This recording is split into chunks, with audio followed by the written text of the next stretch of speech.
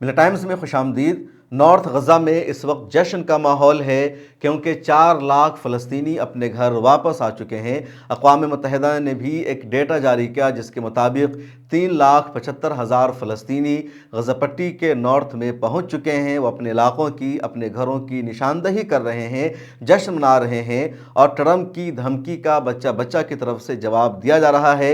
ادھر ٹرمپ نے غزہ پٹی کے لوگوں کو بے وطن کرنے کا منصوبہ بنا رکھا ہے۔ ٹرمپ کا منصوبہ ہے کہ غزہ میں لوگ نہ رہیں، فلسطینی غزہ پٹی کو خالی کر کے مصر چلے جائیں، اردن چلے جائیں، کہیں اور چلے جائیں، لیکن فلسطینی جانے کو تیار نہیں ہیں اور اس کو زبردستی نقل مکانی قرار دیا جا رہا ہے۔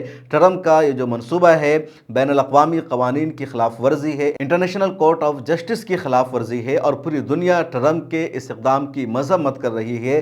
مصر نے بھی سیدھا سیدھا ٹرمپ کو جواب دے دیا اور مصر نے کہا ٹرمپ کا یہ منصوبہ کبھی بھی قابل عمل نہیں ہو سکتا۔ کئی مرتبہ فلسطینیوں کو فلسطین سے باہر نکالنے کی کوشش کی گئی، کئی مرتبہ غزہ پٹی کو فلسطینیوں سے خالی کرانے کی کوشش کی گئی، جبرن نقل مکانی کی کوشش کی گئی، فورسفلی اس کو نکالنے کا منصوبہ بنایا گیا، لیکن فلسطینیوں نے کبھی بھی کامیاب نہیں ہونے دیا۔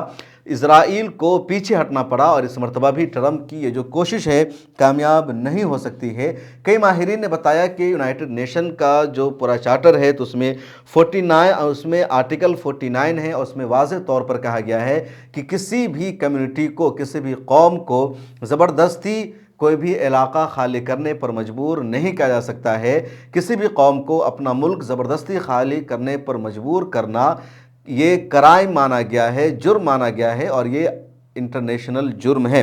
اسی طرح عالمی عدالت کے آرٹیکل 8 میں لکھا گیا کہ نقل مکانی زبردستی کرانا جرم ہے۔ ایک کمیونٹی اگر کسی علاقے میں نہیں رہنا چاہتی، وہاں ان پر حملے ہو رہے ہیں، اٹیک ہو رہے ہیں، اور وہ اپنی جان بچانے کے لیے کہیں اور چلی گئی ہے یا وہ جانے کے لیے مجبور تھے، تو اس کو ہجرت کہا جاتا ہے، یہ ریفیوجی مانے جاتے ہیں، اس کی اجازت دی گئی ہے، یہ نقل مکانی ہے۔ ریفیوجی کارڈ یونائٹڈ نیشن کی طرف سے ایسے لوگوں کا بنتا ہے، لیکن حملہ کے باوجود، ظلم کے باوجود اگر کوئی کمیونٹی وہیں رہنا چاہتی ہے، باہر نکلنے کو تیار نہیں ہے، تو پھر اس کمیونٹی کو وہ علاقہ خالی کرنے کے لیے مجبور کرنا، زبردستی نقل مکانی کرانا اللیگل ہے، غیر قانونی ہے، اور یہ عالمی سطح کا جرم مانا گیا ہے۔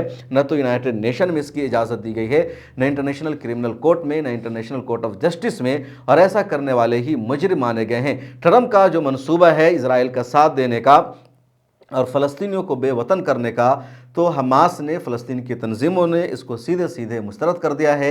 ادھر جنگ بندی کا جو پہلا مرحلہ ہے 42 ڈیز کا، تو اب تک ٹھیک ٹھاک جا رہا ہے۔ بیچ میں کچھ گڑبڑی ہوئی تھی، اسرائیل نے ماننے سے انکار کیا، ادھر حماس نے بھی دھمکی دی، اور پھر اسرائیل کو پیچھے ہٹنا پڑا، جھکنا پڑا، اور نارتھ غزہ میں فلسطینیوں کو جانے کی اجازت دی گئی۔ اسرائیل کو اپنی آرمی کو پیچھے ہٹانا پڑا، شارع رشید سے، صلاح الدین اسٹریٹ سے گاڑیوں کے ذریعے، ادھر پیدل 3 لاکھ سے زیادہ فلسطینی اب اپنے وطن جا چکے ہیں، وہ جشن منا رہے ہیں۔